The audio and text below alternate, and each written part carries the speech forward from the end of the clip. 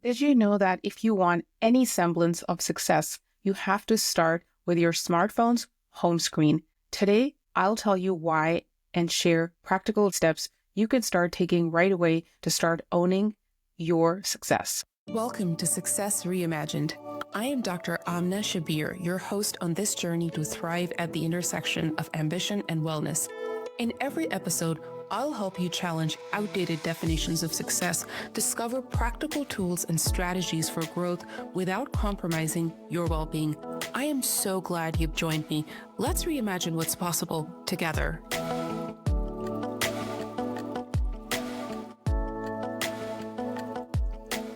Hi, everyone, and welcome back to Success Reimagined. First, I just want to say thank you very much. I so appreciate all your reviews, all your messages, the engagement. I also have really appreciated all the feedback you've given me surrounding the Unmasking Perfectionism series, which is running in parallel. And I also got a lot of feedback that you would love to see some solo episodes going on while the Unmasking Perfectionism series is going on. So today I am going to be focusing on this solo episode with you. And I want to start talking about one topic that has been so helpful for me and also extremely annoying at the same time. I want to talk about your smartphone home screen and how it's really aiding and abetting you in going and achieving your dreams or really limiting you from achieving those dreams. And when we talk about success, productivity, mental clarity, anything and everything starts with your smartphone screen. We live in an extremely hyper-connected world, and we are always looking at that one sneaky little device that's in our purses, in our pockets, it's on our desks, it's everywhere. And the distractions that are present on it are getting better and bigger and constant. So how can you achieve those big dreams and goals that you want to have without giving a specific amount of focus that you should to your smartphone home screen strategy? I want to invite you to first ask yourself this question. Right now, do I have full control over my notifications or my notifications control me? Right now, I want to invite you to first ask this important question from yourself. Do I have full control over my notifications or do they control me? If your alerts are unfiltered, if every message, every app, every social media notification gets through without a breath or a pause, this is a moment of reflection. I don't want you to feel guilty. This is more about creating awareness.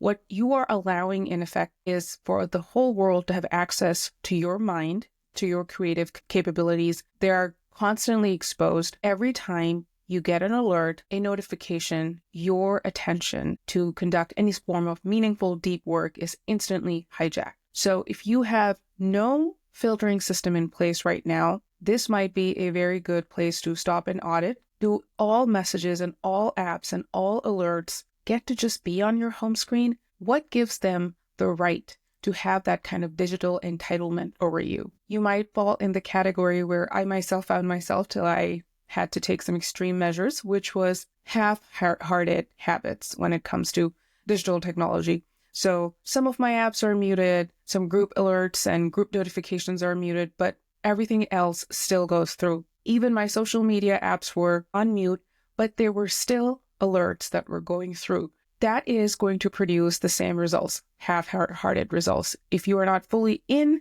the zone in terms of executing and taking action and actually auditing your home screen, you're going to get half the results. You're going to get the results that you're putting in right now. So this is a moment of reflection. Pause and ask yourself, what is my strategy right now? Now, there is a big problem because right now we're living in this, again, a culture of what I call digital entitlement. And I will share a little bit about why this bothers me so much. When I was practicing full-time medicine and primarily working in a clinical capacity, this was not as much of a problem, to be honest, between you and me. But because I had alerts from other things that were taking my attention, such as the electronic medical health records. I would get alerts on my work computer, my work laptop. I would bring charts home with me. And so that really was consuming my attention. And then, of course, everyone has heard about the pager and the beeper, and now that's transferred to the phone.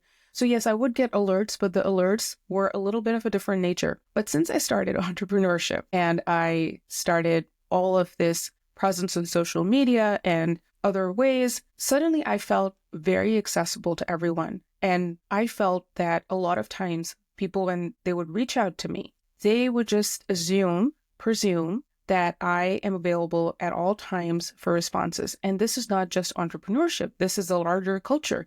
When people reach out to you via email or messages, there is almost this understanding like if you're a good person, you're going to reply right away. And the emotion that kept coming up for me was resentment. And I'm very honest right now. And the resentment was not happening because I was comparing myself to other entrepreneurs who are, years ahead of me or some other capacity. The resentment was really coming from one primary focus. And that was, I was not valuing my own time. And as I was not valuing my own time, nobody else was valuing my time. And I did not feel respected in that domain. And I wasn't aware of it completely consciously because we're human beings. We all have blind spots. And the resentment was coming from the fact that if I didn't value my time, nobody else valued my time. And where does my home screen come in all of this? Of course, that's where every alert, any human anywhere on earth can send you a message and it will land on your home screen off your smartphone, effectively hijack your attention and focus from that big goal that you've set up for yourself.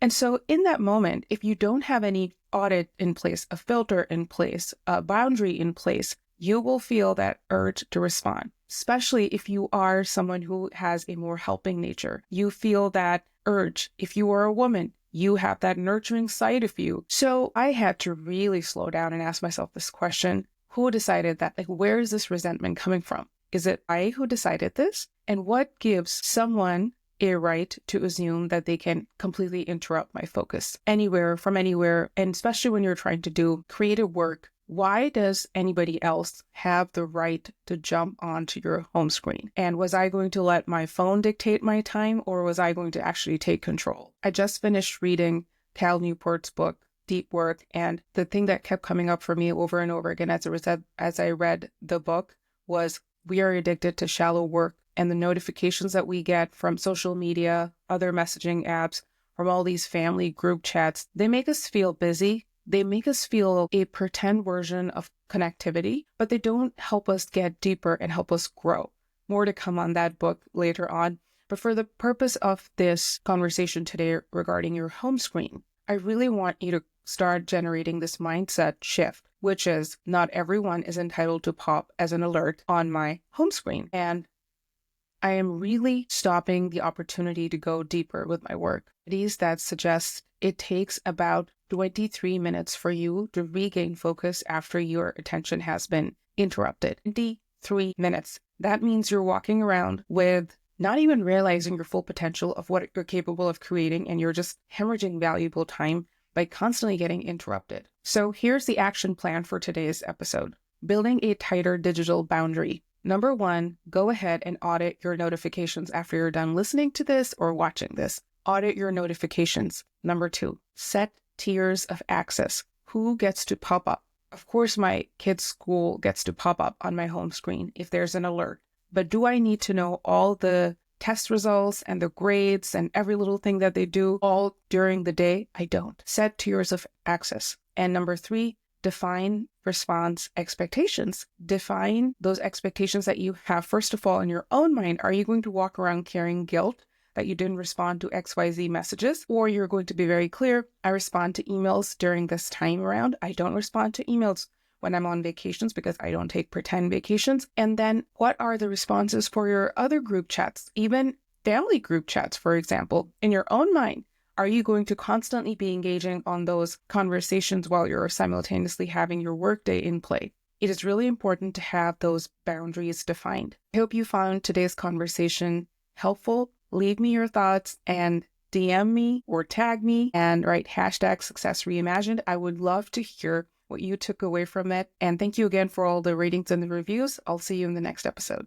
You might believe you don't have the time or energy to focus on yourself, but this is exactly the right time to get serious about your well-being. You don't have to do it all alone. I'm here to help. If you enjoyed this video and are ready to take the next step, head over to dramneshabir.com, where you'll find free resources you can access right away. The website link is below. Let's get started on your path to thriving.